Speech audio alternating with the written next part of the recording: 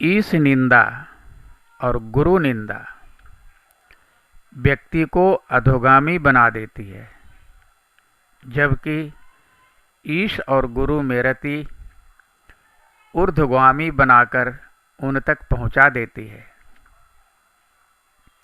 यही कृपा पाने का माध्यम है। दक्षिण भारत के संत एकनाथ जी महाराज केवल गुरु कृपा के बल पर भगवान को पाने में सफल हो गए। तुलसीदास जी गुरु नरहरियानंद जी की कृपा से पहले हनुमान जी को और बाद में भगवान श्री राम को पाकर परम विश्राम के अधिकारी बन गए। वर्तमान कलिकाल में बिरले ही भजन कर पाते हैं। यह किसी भी व्यक्ति को भजन करने नहीं देता, नाना जंजाल में उलझा कर रख देता है, जबकि शरीर विशुद्ध रूप से हरि भजन करने को मिलता है। पर पूरे जीवन में यही काम छूट जाता है, हम हाथ मलते रह जाते हैं। 84 लाख का भव समुद्र निरंतर बह रहा है। भजन विहीन जीव उसमें बहते चले जा रहे हैं। निकलने का रास्ता नहीं है, कौन निकालेगा पता नहीं। कबहू की करी करुणा नर देही, देत ईस बिनु हेतु सनेही। उस 84 लाख में से भगवान ही जीव को निकालते हैं। कर्म प्रधान विश्व करी राखा, जो जस करहि सो तस फल चाखा।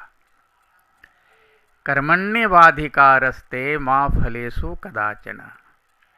यहाँ कर्म की 2 परिभाषाएं दी गई हैं, पर कर्म से मुक्ति, भक्ति और प्रेम मिलते देखा नहीं गया। इसीलिए कर्म को भगवत प्राप्ति का साधन नहीं माना जाता। भव समुद्र में बहने के लिए सहायक भले बन जाए। कर्म करना शरीर का काम है, कर्म करना शरीर का काम है, जबकि भजन मन करता है। दोनों 2 धारा है, आपस में कभी नहीं मिलते। एक भगवान से मिलाता है, दूसरा भव समुद्र में बहाता है। हम कैसे कैसे सपने देखते हैं, पर याद कुछ भी नहीं रहता। तभी तो इसे सपना कहते हैं। हजारों क्या लाखों में कोई कोई होता है जो सपने में भगवान को देखता है और याद भी रखता है। भक्ति का बीज भी यहीं से बोया जाता है, जो बाद में बट वृक्ष का रूप ले लेता है। हम क्लर्क, चपरासी, अधिकारी आदि बनकर संतुष्ट हो जाते हैं, पर रिटायरमेंट के बाद मनोरोग के शिकार हो जाते हैं। ऐसा मन भगवान को पाने लायक नहीं रह जाता, जीवन ही निरर्थक बन जाता है।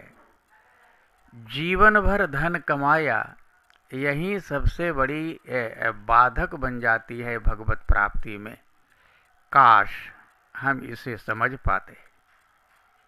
धन्यवाद।